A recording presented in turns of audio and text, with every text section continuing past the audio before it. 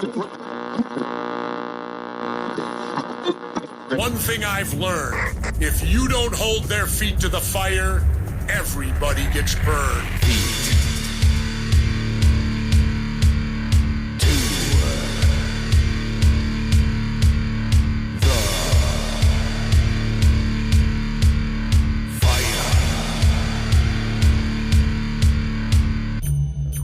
Hold on. Before you start waving around that freedom of speech thing, when you're in a crowded movie theater and you scream fire, you better be able to smell smoke. If you come on this radio show and you start saying incandescent things like that, you better have more behind you, pal, than just your thumb.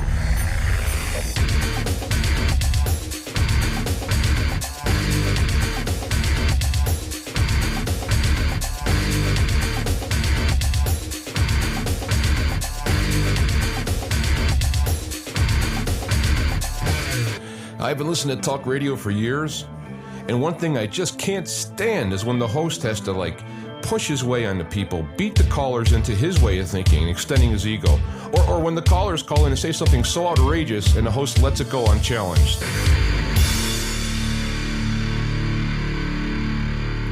The sign you're on the road to truth is the lack of contradiction.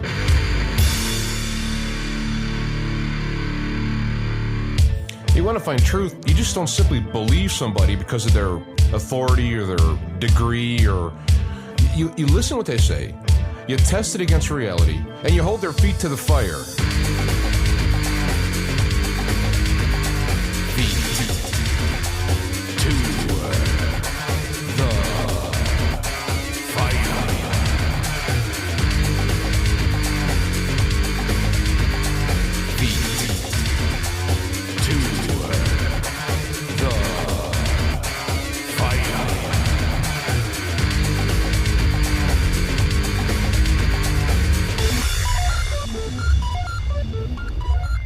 All right, we are back and we're live. Try it again.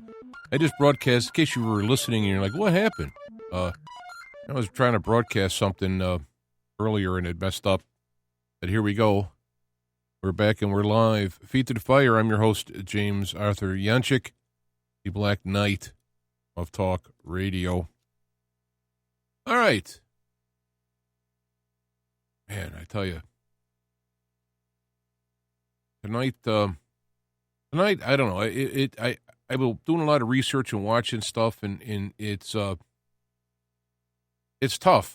It's tough because there's so much stuff going on that to me that is so outrageous that in my mind, and I don't know if this is a fault or if it's good or a blessing or whatever, but my mind just kind of looks at stuff, and when things are true or the data points that way, and when people say stuff that's obviously not true, especially if they themselves providing data and their interpretation of it is not just a mistake or an opinion, but way out in left field. It's like there's a piece of my mind just kind of I can feel it kind of bend inside, huh? And so what's been going on out there is, especially since the Flynn dropping of charges and how it's being spun by the media. I mean, that's just outright unbelievable lying. I mean, a lot of people right now are listening and going well, of course it's lying. What do you just wake up here? No, I mean, I know it's lying, but just to see the person looking in the camera and, at best they're playing a part when they're supposed to be actually involved in the process. And at worst, they're lying, plain out lying. And then you look into what's going on with the CDC and Fauci and what's going on with how they're doing unprecedented shutting down the economy and quarantining people, unprecedented history, which is destroying the economy, giving us unemployment, 15, 16%. There's 30 million people are out of work that were working, 4 or 5 weeks ago. It just blows my mind to see this. You would think, you look at it and you go huh? But anyway, as I do this stuff, what I try to do, and if you listen to the beginning theme, it's that theme I wrote. I've modified the beginning and end beginning of it a little bit, but the actual music and theme was written and recorded prior to me starting the show. So my first show, January 5th, 2003, had that theme. And right on there, it talks about you don't just listen to people in authority. You listen to what they say. You test it against reality, and you hold their feet to the fire. That's the key, is you listen to what's being said. You read the data, you look at the evidence, you hear the arguments, you test it against reality. If you don't have the reality test, it doesn't matter. This is what happens when you have a model. You know, we're into this modeling now with the deaths, modeling with climate change. All these models are based on putting in information and also the processing of that the formulas are man-made to try and emulate reality. And therein lies the flaw. Or the data's bad, or both. And so there was a time when we used to look at actual real data and extrapolate explanations after the fact. Like, hey, how does this work? Look at all the data. Oh, hey, here's the best way we can come up with. New data comes in. Oh, we change it. I've used the example of Kepler before.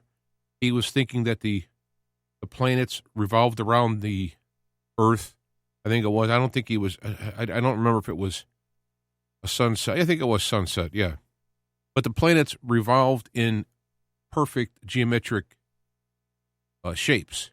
And the data was crude in those days, and so it almost kind of worked. As new data came up, it became more obvious that his model was no good. He discarded the model. Nowadays, the model is made to come up with the result you want, and then you discard the data to make the model work, which is, if we weren't talking about reality here, you're talking about how you're going to mix a song or something. You can, I like this louder, softer, but we're talking about reality. You're talking about people dying and how you're going to deal with that. And you come up with a model which, when the real data comes in, you still take the steps that you had planned. Either you're incompetent or you are disingenuous. And it looks to me like it's the latter, that the goal here was to take a disease, a virus, excuse me, that like other viruses before it, flus and whatnots, come through the system, to take that, which at first was downplayed, ignored, like normal. I mean, they come up with a flu vaccine or a flu shot, but this one was new. They didn't have one. It started out, they ignored it. That all the recordings of the various political leaders and all that, even the CDC people, don't worry about it. It doesn't go to humans and all this stuff. Then all of a sudden it does, and they go like, hey, we can use this to crush those pesky Americans, the American economy, those cowboys, those renegades who are spoiling it for our nice little new world order that we've been working on for decades and decades. And it's about time we can break their back, get them in line, get them chipped, get them, situated, get them marching to our beats, and get this thing back in order. So this is what to me, in analyzing the data, not liking that, not wishing to find that, but this is where I end up going. And if somebody was to say, well, that's not it, it's because there's contradictions all over the place. If you're thinking that they're trying to do things, either they're grossly incompetent from that, and that level of education and employment would be just a scandal in and of itself, or it's actually a planned attack on the United States. It is a hostile takeover. It is a crushing of the economy. It is a spanking for those people who dare elect Trump, who dare want to not go along with the global agenda. But what we do have, and a lot of the writing I've been doing the last couple of days, for those who've been watching, reading on Facebook, the data, what we have in the background, we have the U.S. Constitution, which is the basis of the law. Everything hinges around that. We now have some justices in there that actually go by what the Constitution says and not say what we want it to say. So we do have, with the Bill of Rights, we have the ability to push back on this. It's it's obvious. The governors, especially the blue state governors, they're not going to stop in their crushing. I'm in Illinois. We have one of the worst with Pritzker. He is crushing the economy, and I swear I see him when he talks, he's smiling about it. He's aggravated because he doesn't have the freer hand that he wants. And he's also aggravated because how dare people stand up against him. He's starting to get pushback even from his own party because those are the local people who have to get reelected again. But he's not going to stop. He's not going to go, well, you know what? You're right. The economy is being harmed here. No, the economy being harmed is the goal. The means is treat the virus system and how they come up with plans to lie to us to help the virus. But the goal is to crush the economy. And they're doing a darn good job of it, may I add. And so seeing all this stuff just drives me crazy. Because it's like, how does somebody see the obvious facts and see the obvious harm that's happening to thousands and tens of hundreds of thousands of millions of people? I'm not saying there's like 30 million out of work. Millions of people's lives have been gravely altered, financially destroyed in many cases. Jobs, businesses they've been doing for 20, 30 years are risking clothing. How do you see all of that and go, yeah, cool. Yeah, there we go. Pretty soon we'll crush them. They'll do anything we want. We got them right now. I mean, think about this. They got us. I mean, I went into the store. They got us marching down the aisles, single file, following a line. You go this way, you come back the other aisle that way, 6 feet apart, wearing masks, limited numbers going in the stores, going in this aisle, and all this stuff. And it's like we are like either toy soldiers or rats in a maze, and they're enjoying it. It is part of the retraining of us. You listen to what we say because we said it. And that's it. We're telling you it's for your best good, even though it's not like destroying of businesses and it's not going to help the virus.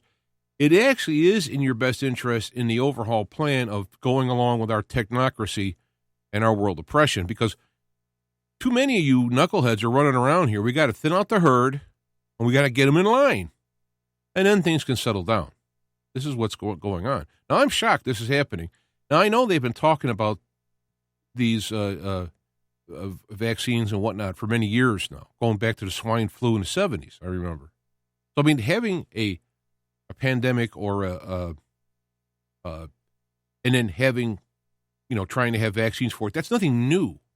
But what they decided to do here is like turn into the crowd. I mean, it's like you went hot. They went hot. They started firing with real ammunition. No practicing. It's hot. People have died. People have been gravely affected. Their liberties, their freedoms, their businesses, their ability to the freedom of motion, freedom of practicing. Going to gyms or going to concerts. All that has been actually cut out. No concerts. No sporting events, at least until we have a vaccination, which doesn't exist yet. And vaccinations that already they've been trying to work on for years, 10, 20, 30 years, still haven't existed. But somehow this one's going to get done. Even though previous corona-type viruses have not had a vaccine. But somehow this is going to get done. That's already suspicious as it is. So either that's a carrot they're dangling, which is impossible, and they'll crush the economy to a point, and then say, well, you don't have it, or they'll come up with some either worthless one just to fill in a placebo, or they'll come up with a harmful one that'll thin out the herd, like Gates has been recorded as saying. And they're also will put in using some type of a tracking. Well, we got to have contact tracing. We got to make sure who you've seen, what you've seen. Make sure we don't get this terrible disease, which is a 99.9% survival rate. And, of course, then we'll put in chips or we'll put in tattoos or ID cards. And if you don't do that, well, we can't have you out in public. You could be affecting people, which, of course, is a contradiction of itself because if people have been vaccinated, how are you going to get affected?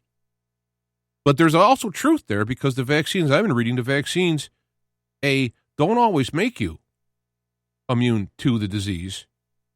2, sometimes your body double overreacts to the disease, so it's even worse. This is what happened to polio in India with Gates. You actually end up having a worse reaction to the disease. So it is important that people don't get the disease because it could show how worthless or actually how harmful their vaccines are. Not to mention all the other stuff about mercury and whatnot in there, actual living tissues, leg albumin at best, at worst, fetus, cow fetuses, or human, as some have said. I also just watched Vaxxed, VAXXED today, and it's like, holy cow. The CDC did all this stuff that they're alleging in there. They did all this stuff wrong, and they have the proof, whistleblowers, insiders showing that they've lied, they've changed data, they hid data, they did all this stuff. And these are the guys who are calling the shots now. It's like, wow, what confidence do we have? Yeah, and I know. I've read many things about how the CDC owns patents, and it's a private company like the Federal Reserve. It's not actually an arm of the government, and there's a vested interest in selling the disease, which is the vaccine, which is why you got Fauci downplaying HCQ, which has a great record, in a favor of very expensive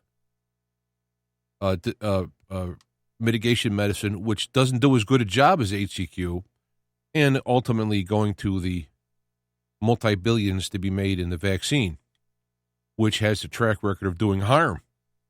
Doing nothing or harm is high possibilities or probabilities.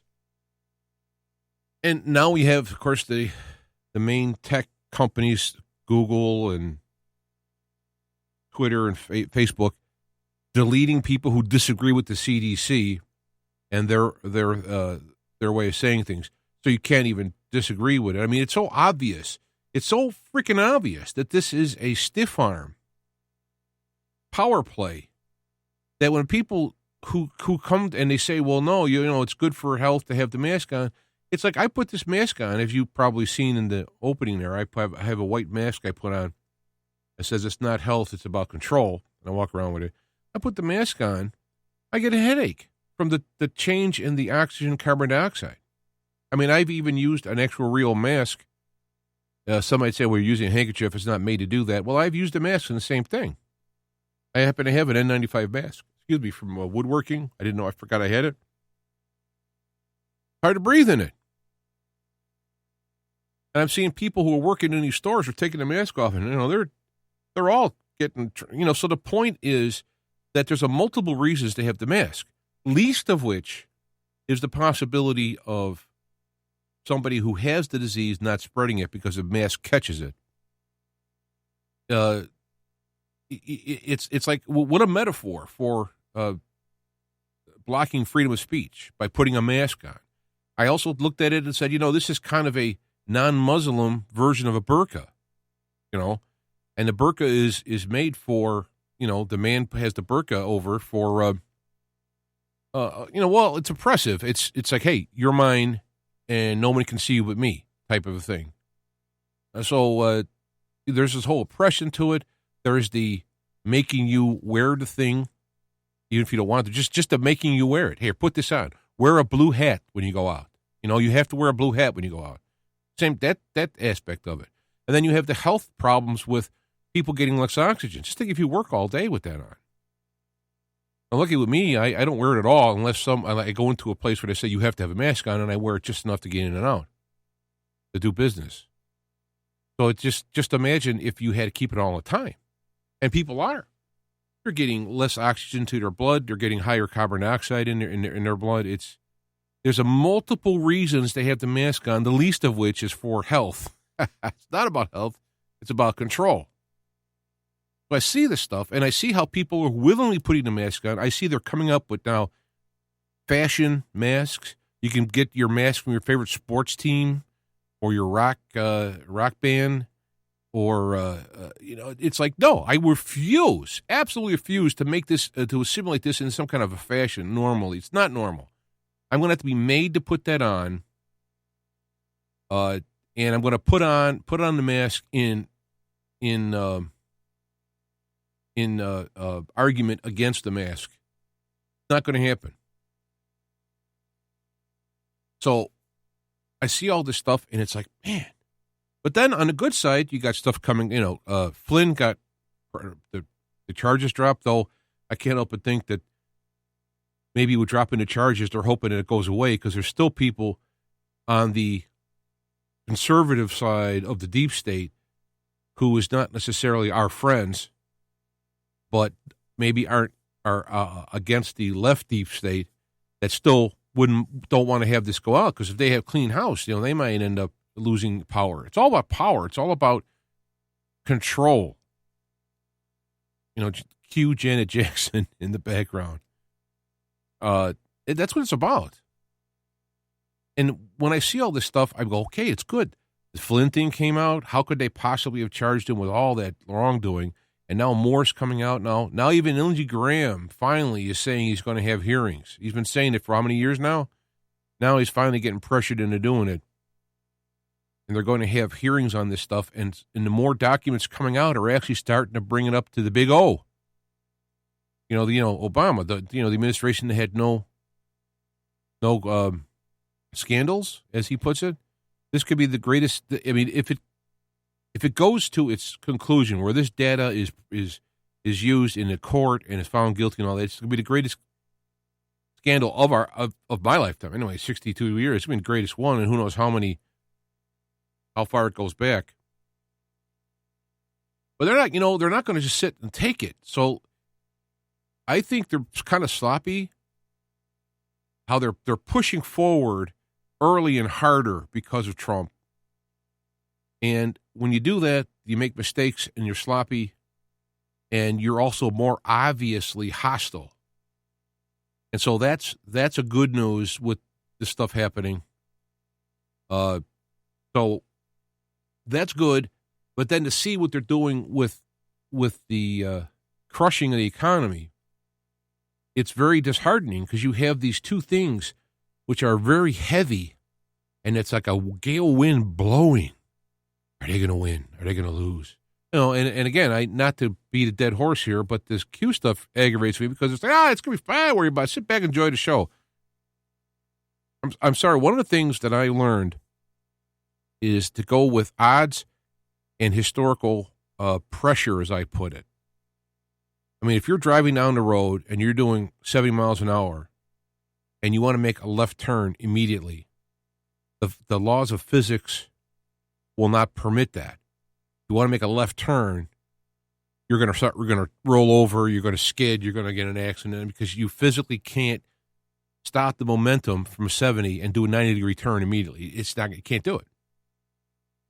So when you have the historical, political, legal pressure, a momentum to have all the things that have happened, let's just go from Kennedy forward. Kennedy shooting forward. I mean, you can go back farther, but being born in 57, I barely remember the Kennedy thing. I just remember something happened. I remember going to school saying, Ruby killed Kennedy was what it was the rumor. I was in third grade at the time. So from that point on, all the stuff that has happened and has succeeded. I mean, 9/11, they succeeded. We could say, well, no, a lot of people know what happened and, all the proof that's out there. It's still, did anybody go to jail for that? Does anybody come out and they succeeded in 9/11. They succeeded in going in Iraq and Iran and so forth. The only difference now is that people are more vocal about it than, say, going back to Kennedy's time when you just accepted it. So people are more vocal, but they've still succeeded right up to today. Now they didn't get rid of Trump. They didn't stop him from being elected. They didn't prevent him from being sworn in. They didn't toss him out on the 15th Amendment or 25th Amendment or whatever, 25th. They didn't impeach him. They haven't done this stuff. Now they're going to start now. They're going to start saying that all these people died because Trump didn't act and all that. Of course, with that last one, it's even more obvious it's not true. The Ukraine thing wasn't true. There was proof showing it's not true. And going backwards, all of that stuff. So now it's more even obvious that it's not true what they're claiming. But up to this moment, to right now, you have 30 million people out of a job because they said it was going to be 2 million deaths. So Trump and everybody else went along with the experts. They're scared, right? Yeah, I don't want 2 million people here. Just do this. Well, now the evidence is showing it's a bunch of crap. And you start to see people are peeling off it. They're starting to go off the narrative. Like, no, we're going back to work. We're going to. But right now, they still won in that there's 30 million people out of work. All right, so, and you have governors like Pritzker and others hammering down, basically going, hey, too bad. Sticking their tongue out at us. The good news is the courts, when they've been brought in on this, have favored the people, favored the constitutional type stuff, which is good news, right? But still, even though it's like a plane that's was going down, it's going up, and it's getting slower and slower and slower, and eventually, if it doesn't keep the momentum, it'll crash. It is slowing down. There is headway on truth and reality, so the falsity is slowing down, but it's still pounding our ass. With all those people out of work and people losing their, hold on for a second. I'm getting kind of animated to talk. I don't talk much until I get here by the microphone, and also my throat's like, hey. This is the problem. It's getting better, but it's almost like they're fighting and they're choking. You got a chokehold, but they're losing their chokehold. But if they can hold it on just a few more minutes, the organ damage will be as such that they won't have the body, won't have the strength to continue to fight back to beat them. And that's where I see us right now. And I see it can be beaten. They can lose. They can be taken down. The evidence and the reality is essentially on our side. It's been exposed into the light of day. So now you have the physics of the truth working for you against the propaganda, the historical perspective of the bad guys' power over us. And even with YouTube and Facebook and Twitter and those suppressing a lot of the information, it's still getting out. I mean, one example is this Dr. Judy talking about Fauci. That's been banned on how many times. It still keeps popping up. It's all over the place, right? So I was going to load it to my BitChute channel for safekeeping, but somebody already has several times, so I didn't have to. But keep looking at my BitChute, because I have been putting things up there that people have been emailing me that are exposing things along this whole fake pandemic. Well, the pandemic exaggeration. I mean, there's people dying. And that's another thing. People talk about, what's the name of that school shooting that happened? I can't think of the name of it now. I'm drawing a blank. I'm seeing like the pictures of them walking in and out of the school and everything. Well, people said, there was nobody killed there. There was nobody. It was a fake, all that. Well, no, for somebody to pull off a complete 100% fake thing is very hard to do. It's very hard to do because it's so easy to show problems with it. However, what's more real like Sandy Hook, thank you, Shane, Sandy Hook. It's more likely what happened is there was a shooting. Now, perhaps they even groomed the guy who shot. Okay, so they could have set up the shooting and the guy conveniently gets killed in it. But there was a shooting and they could use that for their purposes. Of course, it backfired. The next day, people went out and bought like a zillion guns. So this is what I think. They're using a real pandemic, a real virus. And it does kill people. It is a real thing. But there's been these things happen every year. And even though this number is getting higher now, of course, it's being helped by everything. You sneeze and you automatically have COVID-19, and if you die, you already died of COVID-19. It doesn't matter. I fell off a bridge. Well, guy with codeine. He had COVID-19, so He died from it. No, he died from falling off a bridge. Well, he still had COVID-19, didn't he? So they're padding the numbers. But there's still people dying from it. It still affects the immune system in your lungs. So it's not that it's fake. People use the word pandemic, and I don't know if they planned it. It seems to me that they worked just like Sandy Hook. They worked with an opportunity. Again, maybe Sandy Hook maybe they coached the guy, groomed him, coached him, and then, because there were talk of multiple people there and evidence of that. But it came out, from what I can gather now, reading the stuff, is that the U.S. was working with Wuhan on these viruses, and that papers were written, a decade ago, warning of potential problems with the coronavirus because of the way it works and how it can be manipulated to jump to humans. And we've had other coronaviruses, virus, for example. So it looks to me like what happened was they were working a joint project, and I don't know how nefarious either side of that was, or both. All right, so I'm not gonna go down and make assumptions. I'm just kind of looking at overview, and it got out. Whether it was let out, it's irrelevant for this discussion. It got out. China tried to hide it. Interesting enough, they allowed outgoing flights around the world, but stopped inboard flights, like to Beijing and so on. So that's suspicious. But again, even if it was complete accident, carelessness, they shouldn't have been fooling with it to begin with, but whatever reason, it got out, and here it is. The point is from this point on, they've now exaggerated things here in order to kill the economy, to try to pin it on Trump. The economy historically is what gets the presidents elected or keeps them elected. Now the economy is the worst it's been in before my birth. And it all happened within 5 weeks. Now, Mnuchin brought up a good idea that this is a artificial crash, and so it could repair itself rather than a systematic crash as it was in the 20s. There wasn't a way to repair it because it crashed from within, let's say from without. So maybe. But what we have to realize, this is war. This is a hardcore,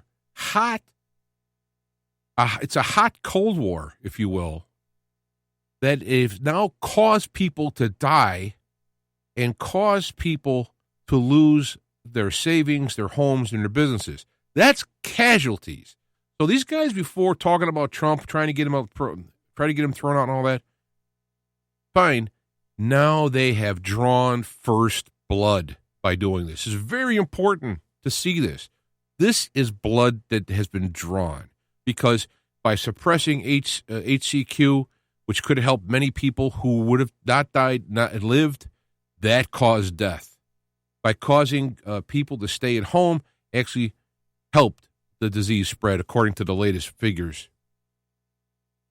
Not to mention, of course, the economy crashing, which is going to cause people to be upset, suicides, depression, who cares anymore?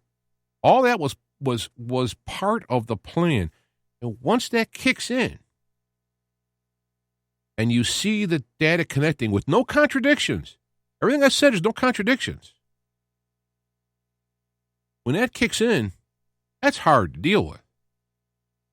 Because now you're putting yourself like in 1917, I think it was Russia, when the Bolsheviks are coming through, or in Germany, or in China with the Mao Zedong and his Cultural Revolution. Now that's where we're at. Only this is a little bit more clever.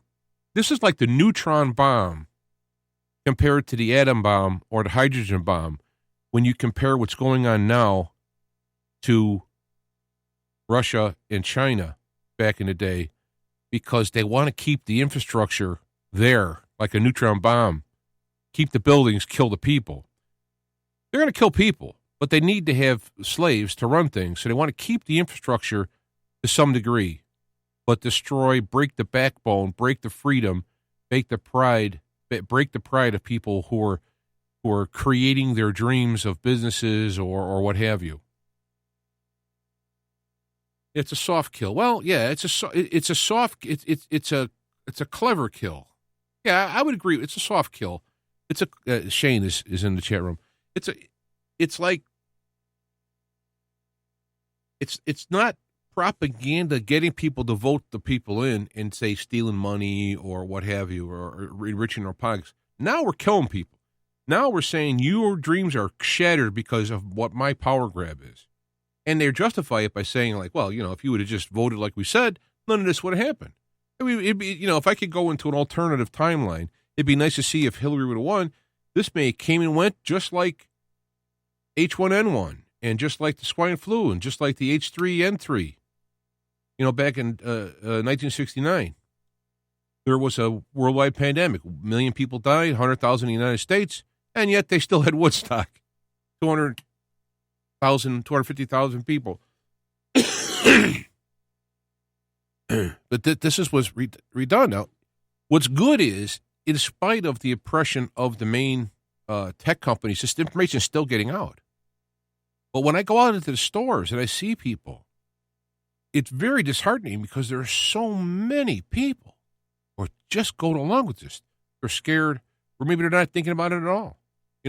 Maybe there's very low thought involved, but they're just going along with it. Then just when I get this despair, I had a lady come up to me, and it's in Walmart, getting cat food for the outside cats. And a lady came up to me and saw my mask and goes, "Did you make that mask?" I said, "Yeah." She said, "I was thinking about making some kind of protest mask. This is garbage. They're making us wear this stuff." And I'm like, "Oh, somebody." No, I want to almost cry and like hug her. It's like somebody out there is seeing this. Because you start to think I'm crazy, right? I look around, and everybody's like, "What are you talking about?" I walk around with that mask on, and they're looking at me like, "Who's this guy? Is he going to do anything? Is he going to blow up something?" So it's encouraging. Just when you get down there, somebody will come out and say something, and I'll be like, oh man, thank you. And I'll get email, and I'll see people sharing messages. I'm not saying I'm the only one. There's a lot of people out there doing this, but just when you go out, when you get outside of the bubble of like your Facebook crowd or the people who follow the show, or you get out into the public with that, it's a whole different ball game. There are people protesting, and I'm encouraged about that. But there's not enough people protesting. Maybe more will come. Maybe day by day, people get more fed up, and they'll go out and protest. And, show me where I can go, and I'll be there too. Because I'm looking around to see, and there's one in Chicago I didn't even know about. But it's being, of course, ignored by the media, the mainstream media, or it's being spun like these people are, white supremacists. Oh, so if you want to get people back to work so they can feed their families and pay their employees and all that stuff, you're a white supremacist because more blacks or people of color had died from this, so naturally you want to kill more blacks. This is on the mainstream media. This is the news talking. Holy cow. I'd love to be able to bring out the dead, bring up Walter Cronkite or any of these old school guys, who may have had their own liberal leanings at the time, but would see this stuff, and it would be like they would be gassed. It's like, what?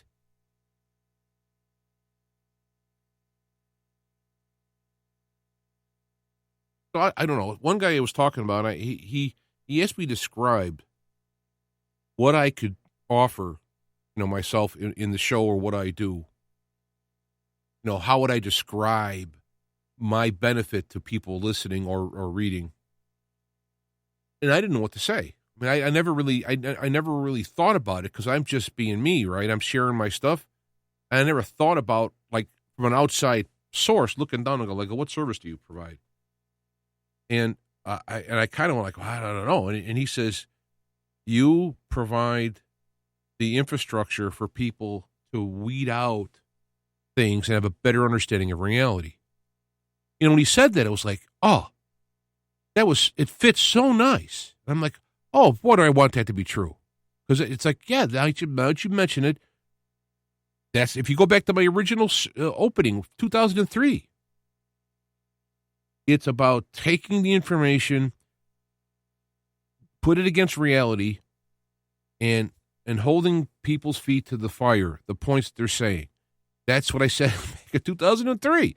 And I'm like, here I am, 18 years later or 17 years and change. And he asked me, and I kind of was like, I don't know. But yeah, that's what I hope. I'm not sitting here. Another thing is, I don't sit here and think like I'm something special, like I'm some kind of a whiz bang or some kind of a genius. I never had my IQ tested. I don't know. I mean, I did really good to school and high in tests, but I also didn't like school. I ended up going into like driving a truck, right, instead of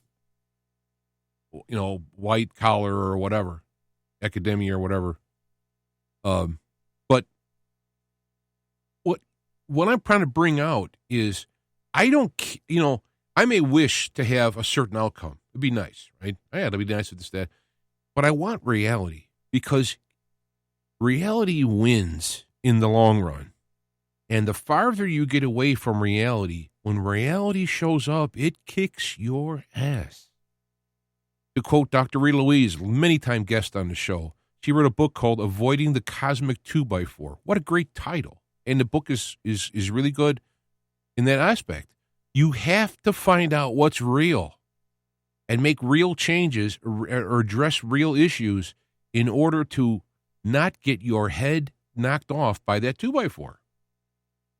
And if you do see a power, grab coming and you are oppressed, if you see it and know it, it can help your sanity and your spirituality. And this is where I'm a big fan of Jesus and the work of the Holy Spirit can support you if you're real and honest and you love one another. You have that in your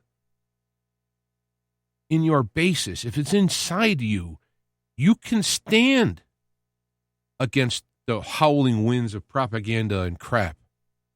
You might go down in it. You look at the people who were held in Germany. A lot of people died. A lot of people were able to make it through. Look at the people who were, just kidnapped by knuckleheads. Well, there's people, I'm amazed. There's people who've been kidnapped for like 5, 6, 7 years living in the basement. I can't even fathom that, and they made it through. The human machine, if you will, the biological entity combined with the Spirit of God within is like formidable. Somebody could cut you down. And it's like, like Jesus. Father, forgive them. They don't know what they're doing. I mean, they don't really know what they're doing. I mean, they know what they're doing on a base level, right? But they don't really know what they're doing. So it's about being real and getting your head together, going through this, because this is not real. It's real in its effect on us, but it's a totally false narrative. It is BS. And it is killing people, literally, and killing businesses and killing dreams. And they want us to just break out, go crazy, start. They want us to be the Antifa, if you will, of this situation, where they want us to go out and start blowing down buildings and stuff, because that gives them an excuse.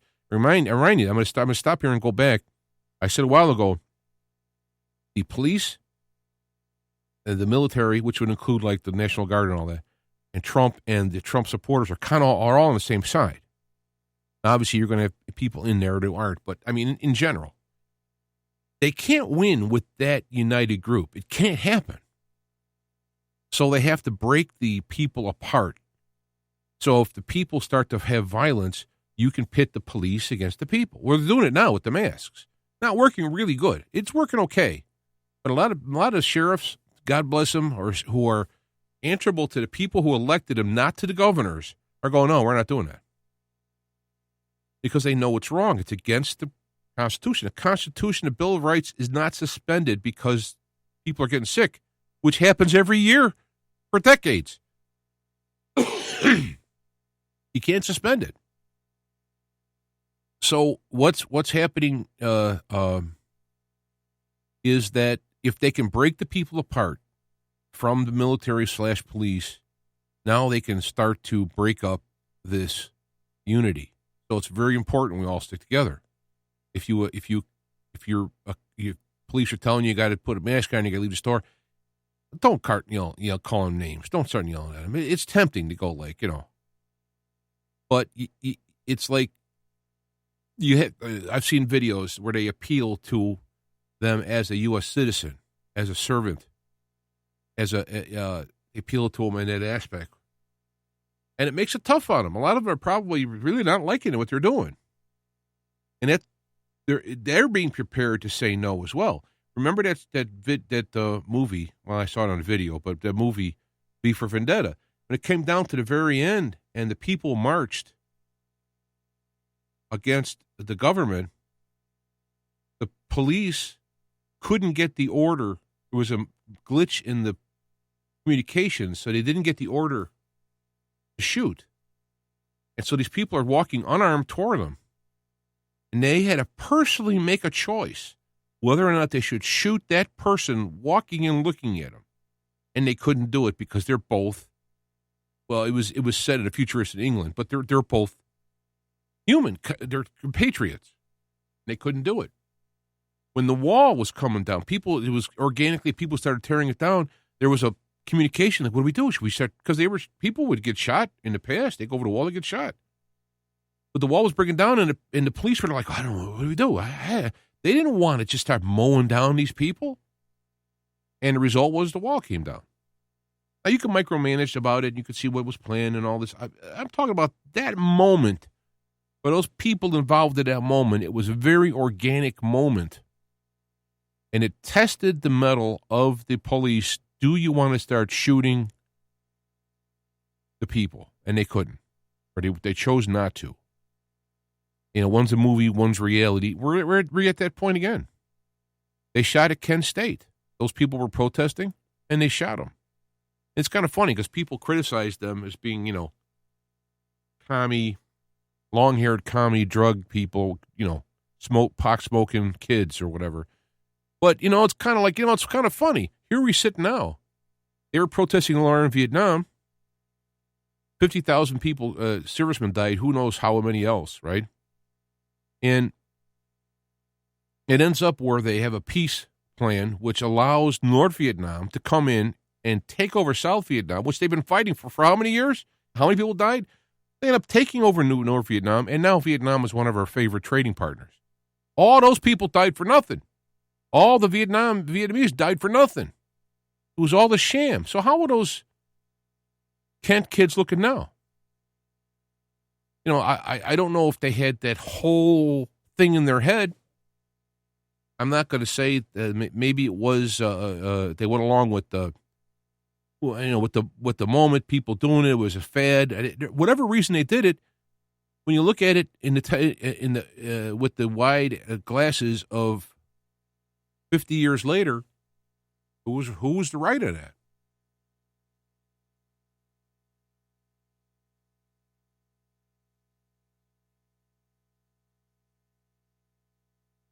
All right, here we go. I'm looking at this. Wife's in a retail store and workers walk in the store during off hours without a mask, and guests are denied access if they don't wear a mask during store hours. What's the difference? Well, I think what the difference is that I'm not saying it's okay, but what the difference is that, and talking to store owners here, is that they can be shut down by the state if they don't push back on not having a mask. So a lot of places don't want to. They don't want to do this, but it's like, we'll get shut down. And when you take bigger stores, like the store I go to is a grocery store, supermarket, there's a lot of people in there. And, I know the manager, and you can tell that he's really stressed out. He's got to deal with all this stuff.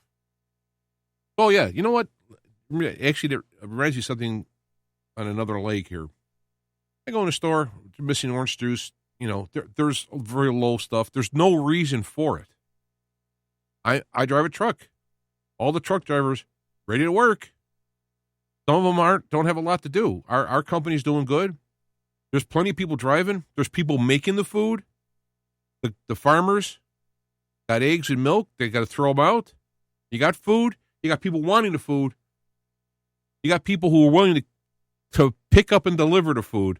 So what's the problem?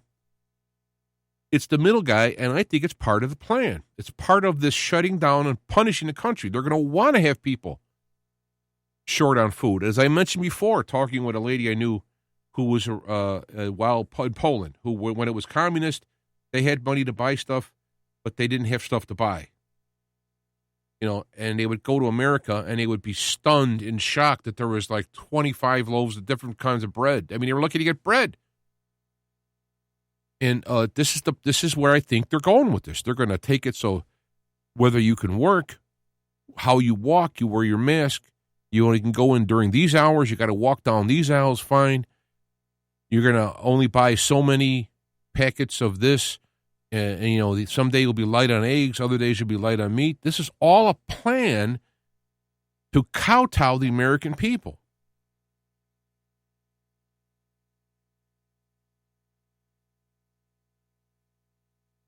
I'm just reading here. It says also there's people in the back. The back room is grossly packed with plenty of foods, but they're not providing enough labor to push it to the floor. Well, it's not the case in the stores around I have. They literally don't have it. Unless I'm being lied to, but I'm talking to the managers I've known for a while now. But yeah, I'm sure that's the case. And there's various reasons. And so there's no reason why there's not eggs, milk, meat. There's no reason. There's meat being grown. I mean, I personally don't eat meat, but that's not the point. There's meat being grown. There's people who want to buy it. There's people who will bring it. But because they closed down the meat processing plant there's 4 major plants for the whole United States. Now there's minor ones spread out here and there. But they're also could be taxed by the FDA. Again, government coming in saying, well, no, it's too risky. You're going to have to shut down. All that stuff is part of this plan. This is what they're doing right now, and we have to say no. What has happened before in other countries, Europe, is they're more used to this stuff. They're closer to like Germany and the Nazis, or, and the Bolsheviks. They're closer to that kind of stuff, right? They remember. They have family who were involved in this stuff. And they remember. So a lot of times they'll kick back. And there's a picture in Berlin, people protesting. It's packed. They want a protest. It's packed from the end to the end as the camera was up in the air looking for out a window. Camera, it's a camera, phone camera, just packed. I can't even estimate how many people were there. Hundreds of thousands of people were packed there protesting. That's what we need here. The problem is when you do that, some people will be arrested. Some people will be accosted. Some people may get COVID. Some people may get dead or severely hurt in that process. And people don't want to be that guy. But one of the things that made this whole country in the beginning is somebody had to be that guy. And I've read stuff about the early days in the revolution is that there was a very small people, single digits of people who were active in that revolution. Now, it's a different time. Basically, back in the day, one group of people could have the same weapons the other one does. Well, now they have less than lethal weapons that can leave people blind, deaf, paralyzed, but they're alive, so it's less than lethal. They're perfecting robots. I mean, God knows, right? But we need to be united to the principles of the Constitution across all peoples in the United States, all to say no. And if they kill 3/4 of the people, that quarter's still going to stand. It's like, what to say? It's funny. You hear these sayings, like, give me liberty, give me death. Yeah, that sounds great. Well, guess what? We're in that area now. And you read about in the New Testament about the Christians having meetings before they were even called churches. They had these meetings they had to do in secret because they were being arrested and killed. And yet they still had the church meetings. Well, now that people just go, no, yeah, I'm sorry, you can't do a church. Okay, well, we'll just do it online. And we'll separate everybody so there's no spiritual, physical connection. Even if you're sitting, you don't have to sit next to each other. You could be apart from each other, and you're still spiritually, energetically connected. You hear the singing, you sing, you hear the songs, you see the people, you feel the energy. Oh, that's gone, sitting behind a TV screen and watching a church. But they'll take the easy way rather than make a stand.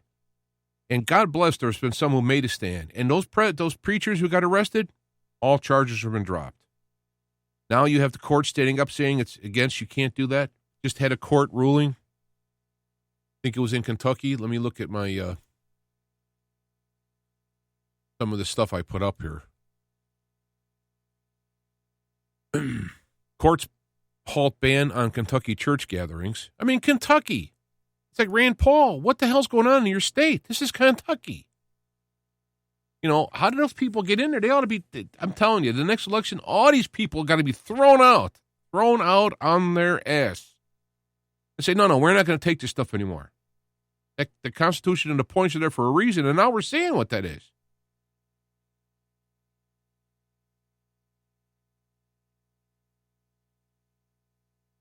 New norms, yeah. Opening the country is not an option, no more than breathing or eating.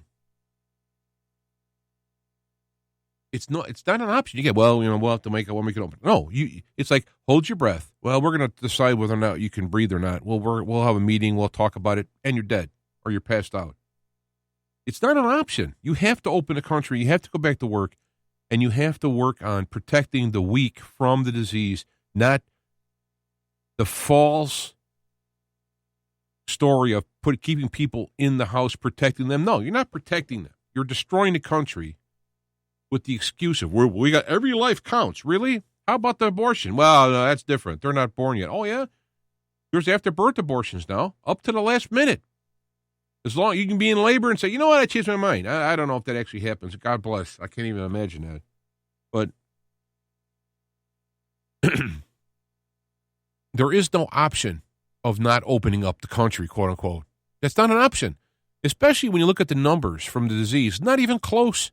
I see there's a bunch of comments today. I'll have to read that later. I'm not going to. Also, I got an email from Gord, a listener. I posted the email, his text from the email and the links, talking about a cryptocurrency. I've seen this before, but it was good that he put it in a context. Cryptocurrency system using body activity data to verify. We've all heard the retina scans and all that. This is a different system by analyzing your sensors in your body by Gates, of course, looking to tie it in with your vaccinations. And to make it funny, the actual patent number, the last 5 numbers are 60606, 666. It gets kind of spooky when you hear the Bible stuff all your life, and all of a sudden it's like, whoa, get a little closer. Starting to, going down the list here. Here's a thought that I had. They had the civil rights movement back in the 60s, fought to legally prevent the use of public or private services from discriminating based on skin, color, race, or ethnicity, which is good. Because if you were dark-skinned, you didn't have to sit at the back of the bus or eat in a particular place in a diner. Now, this is public and private institutions. Those same civil rights folks should be fighting for the discrimination of people in services, public or private, based on ideological grounds. But there's a problem with that, making it a little complex. A thematic public or private forum should be allowed to limit the participation to a particular theme and exclude others. If you want to have a music discussion, for example, you can forbid politics. If you have a Christian or a Muslim or Jewish forum and you want to leave out things that are considered blasphemy, no problem. You have a secular forum and you want to leave out religion, no problem. But what if you have a multi-topic forum like Facebook, Twitter, Google, and all those, which are designed to have your own group of following within that context, and the system itself decides to limit what can be said based on ideological stuff? Like, for example, we don't want to have stuff that criticizes CDC. Well, it's not Twitter's business or Facebook's business It's the people who are in there and the people who are friends with them. If they want to talk about that, that should be okay. Because they're not breaking the law. They're not trying to, let's plan on blowing up a house. That's illegal. If you meet in a house and say, let's make plans to cause death and destruction, that's illegal, right? The same thing would happen in a public forum. But if you're going to say you can't talk about the CDC, what if I had a forum whose goal it was to be a fact checker, so to speak, a real one, on the CDC? You're not going to allow that? You see, this is where the problem is. It's okay if somebody wants to create their little house and say, we're going to have a Super Bowl party and the focus is going to be on food and Super Bowl. We don't want to have people doing sales pitches for garage door openers or trying to proselytize a religion. That's okay. But prevent somebody from having their own party, which would proselytize or sell garage door openers. That's not right. And that's what Facebook and Twitter are doing.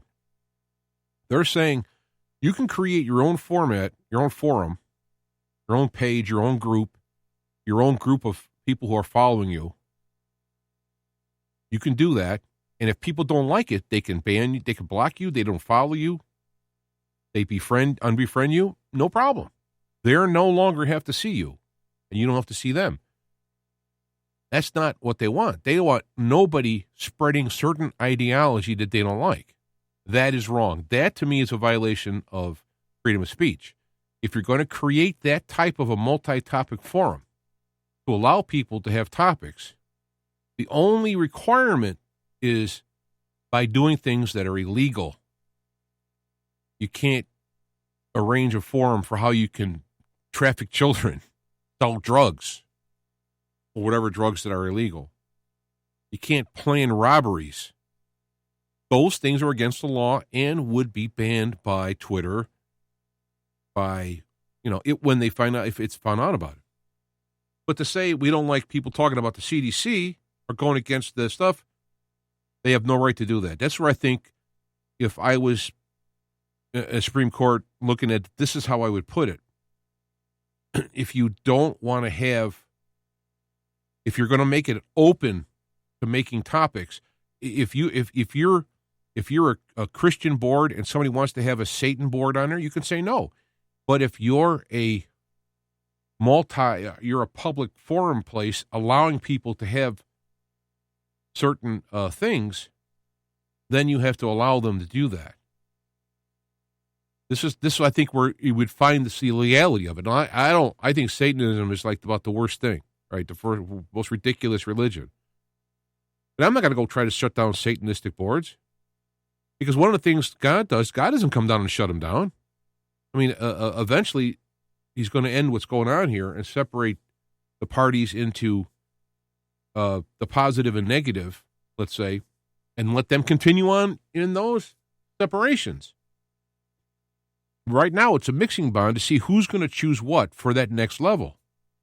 And when you have a multi-tiered board like Facebook, you allow people to do whatever your goal is to service them. You're taking their information and selling it for money. In return, they have the ability to set up that system. I think that would solve the problem of, wait a minute, they're a private group. They can say whatever they want. Well, no. I mean, I'm a private, say I sell CDs in the store, and I can say, well, I don't want any black people in there. Well, you can't do that. Well, I don't want any Satanists in there. Well, you can't do that either. I mean, if somebody comes in disrupting, you have a restaurant, somebody comes in with a sign and protesting, that's disrupting. It's got nothing to do with the topic. It's got to do with the behavior, and you can escort them out. But if somebody comes in there who is a Republican and you don't like him, or if it's a satanic priest and he's sitting there eating a steak, it's got nothing to do with the function of the store, unless he goes and starts hassling other people. So when they come into, Ted Cruz while he's eating dinner and yelling at him, that's completely out of line. They should have been thrown out of the restaurant, because disrupting what the restaurant is there for, having dinner with some kind of peace, some type of an atmosphere which is acceptable, that's what it's there for. People who violate that, go. You can't just let them do it. Well, it's a freedom of right. No, it isn't. Because there's a time and a place they can do that. They can protest outside of Ted Cruz's office if they want to, whatever. They can get time to see him and protest. But sitting in that restaurant is a private. It's a place. It's like going into a movie and turning on powerful flashlights and trying to make a speech. Can't do that. So, to me, that's kind of what solved that. I put that up there on Facebook. And, of course, I did it a lot longer now, more involved than I did there. But to me, that would solve the problem. I'm getting close to ending here. There's a bunch of other stuff on there. But let me say the thing about vaccines. I've been since we're going to be forced to take one, which I will not do, I want to learn more about it.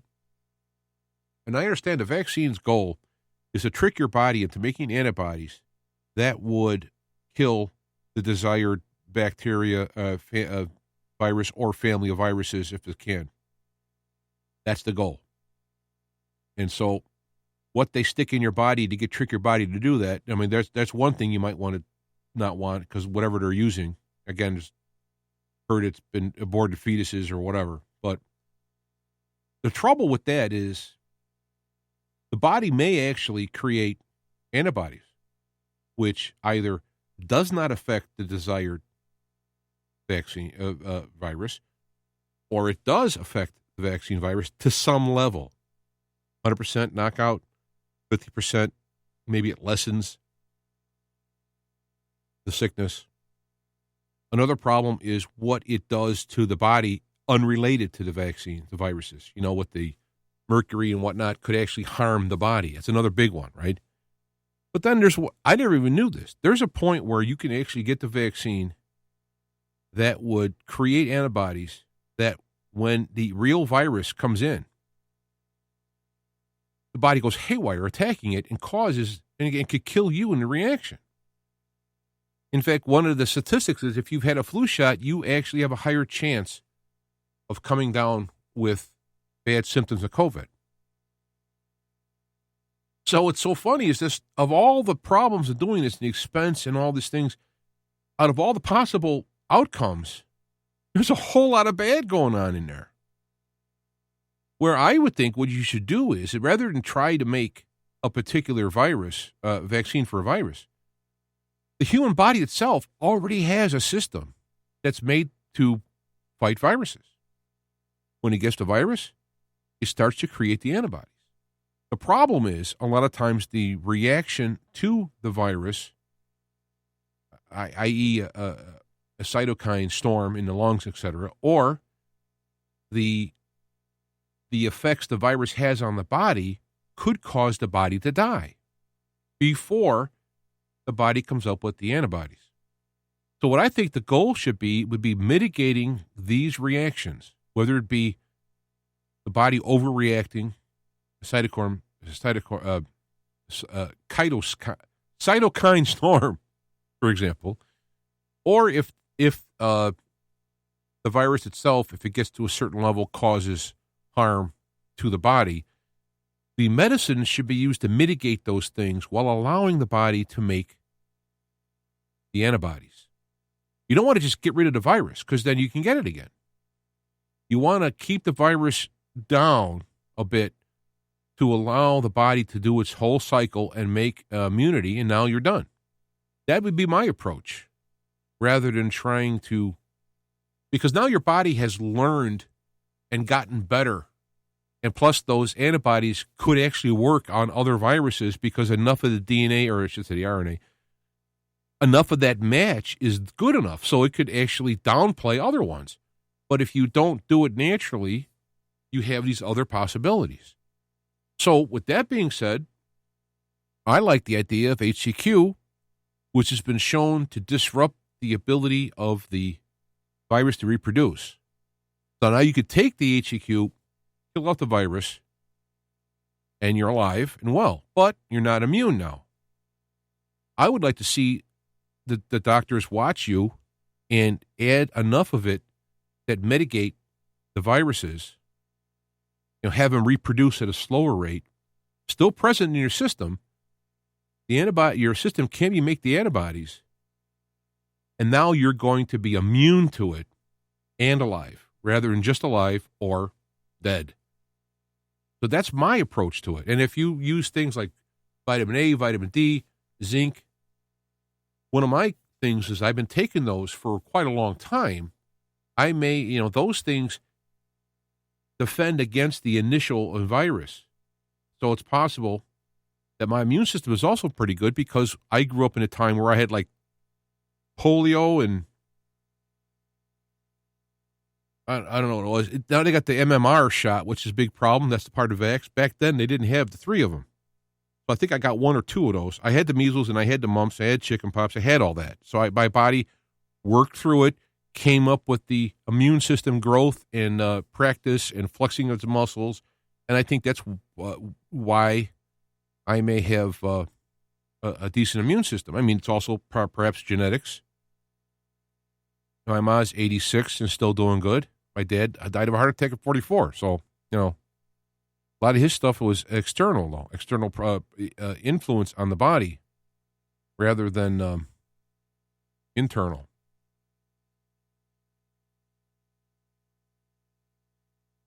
Right. I think I probably should stop there. There's so many more things on my. I don't promote Facebook, right? I don't like Facebook, but it just so happens it's convenient, and a lot of people I know are there, and they follow me there, and so that's why I use it. But if you want to go to Facebook and look up me by my name, James Arthur Jancic, Jancik, you can find me, you can befriend me, whatever, and you can have access to this stuff. Also, there's a Feet to the Fire radio page that you can type in Feet to the Fire radio, and it'll come to it. You can also get access to the shows through that way. But it's been convenient for me to be able to fire off stuff. Now, I'm sure I'm getting shadow banned, so the general populace is not accidentally bumping into my stuff. So people have to share it into their groups and so forth. I'm sure all of the people in there are shadow banned to some degree. But to me, it's just like a place to go to. Once you're there and you purposely go see me, you'll see what I post. Rarely have they actually taken it away. They just make it so that if you are following me, you might not know I posted.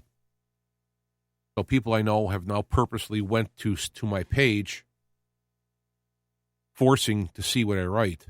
It's ridiculous, but you can go to my website, which is feettothefireradio.com, but people don't. So, plus Facebook has banned any links to that website. Community standards, which I have to chuckle. What community standards did I violate? Oh, the truth? I don't know. So you can, I haven't really put together like mailing lists because quite frankly, I don't have that much demand. There's hundreds of people who follow the show regularly. There's thousands who have subscribed and time and again come back, but I have to work for a living, so I don't have the time to do a Mark Dice or whatever where they have this whole deal. But those are how you can get involved. I know YouTube, which so far has not banned the stuff I've put up there, but I do have a BitChute account where automatically what I'm doing now is an audio. It'll automatically be uploaded to YouTube, which will be a video, but it's really going to only be audio. And then from there, it's uploaded to BitChute. So I have this automatic chain. And I want to mention, I've been posting things in BitChute that have been banned or have potentially will be banned on Facebook having to do with this CDC stuff as well as vaccinations. So those things are available on BitChute. They're not mine. I'm mirroring it there because of the probable deletion that'll come. And so, and BitChute, I like to support BitChute because it's a competitor to YouTube without the censorship. Same thing with Gab, by the way. I'm also on Gab.com, which is a competitor to Twitter. Actually, it's almost like a competitor to Twitter and Facebook in that you could write longer messages there than Twitter. But gab.com, and it's F2F. It's be @F, the number 2F, digit 2F. That would be the name over there. And I post a lot of stuff there. I try to mirror it all around because eventually I'm going to get thrown off Facebook. And so I have these other ones there to continue. And I'll do this as long as people have an interest in what I'm doing. And as I mentioned, as this one person mentioned to me, Kelvin, that I guess my goal is to share methods of cutting through the crap. Because I have like a BS meter. It's not a truth meter. It's a truth meter, but it's triggered by the negative. So it's like through finding the lie, I can find the truth. That's kind of how I work. I mean, I don't know if that's a double negative, but it's the way it is, right? So I test things for lack of contradiction. I don't test things for consistency because something can be consistent, and then that thing that comes up that's a contradiction, that's the most important thing. Because all these things work out, but then one doesn't. You don't just throw away the thing. You have to really look at that because that is your big marker to test all your assumptions and your conclusions of all the other points that line up and see if you can't rotate them all so that all of them fit reality. And then you could come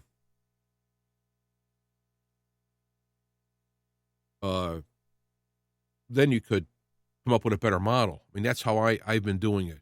And it served me well. I've went through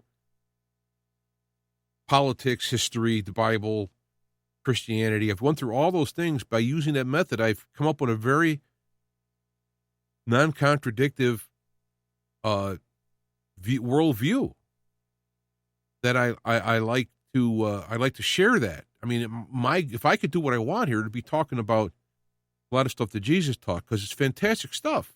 It's got nothing to do with a church. In fact, the Christian church, for all practical purposes, is really a Paulian church. Paul started the church, not Jesus. Just like if you want to look up, well, what did Jesus write? Nothing. He taught and people wrote it down. What did Socrates write? Nothing.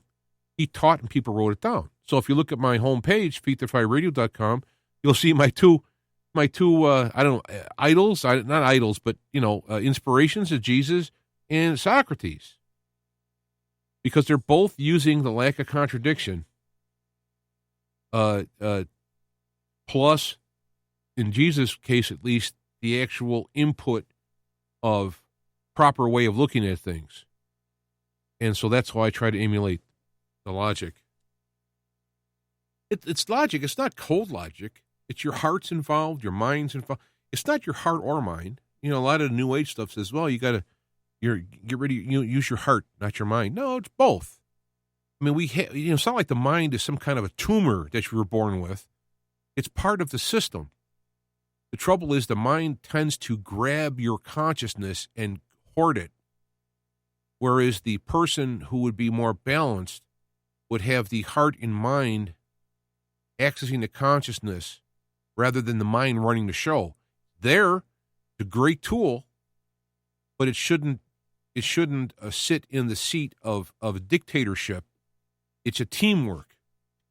You have the body, the physical body, will have the mind, which should be kind of physical and electrically driven entity of its own, and then the soul. So it's like three things there. That's who you are, and if you can get a balance in there, it's fantastic. Good luck with that. I mean, that's what we should do, and some people have done a good job. And that's my goal. When I run things through the system, all those things have to jive. You can't come out with, for example, if you had a bunch of people and a supply ship was coming and you're not going to be able to survive, what do? I mean, do you take a random group of people and kill them so that the supplies last? Do you take volunteers? Do you just all perish? I mean, that would be a tough way to do it. But the mind would say you would keep the most important people and then have like either a randomness of the rest and kill them off, or and take, for example, take volunteers, kill off the old, the infirmed, etc. That would be the mind's way to do it. The heart way to do it is we all would die together.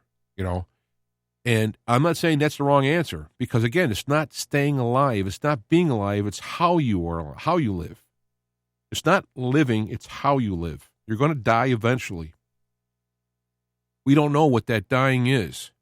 At any moment, you might be in that dying situation, and you want to make sure that up until that last moment, you're living properly for following, and I say following the principles of Jesus. Tell us how we can live properly so we can grow spiritually and we can move on to the next level positively. That's my how I look at it. It's so valuable in my life.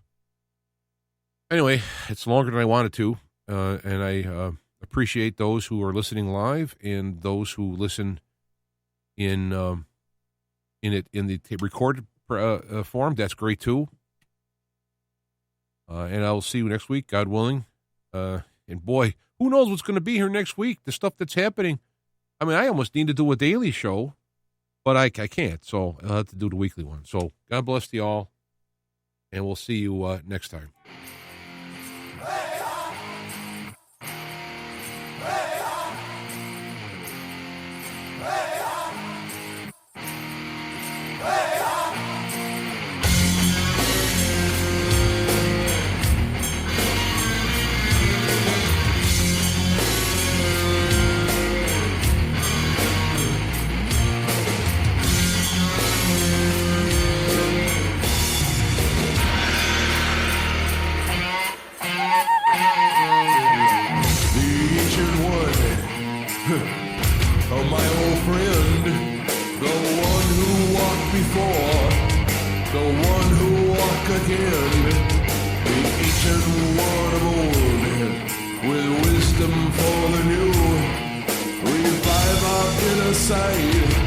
Retell your timeless truths. Oh, ancient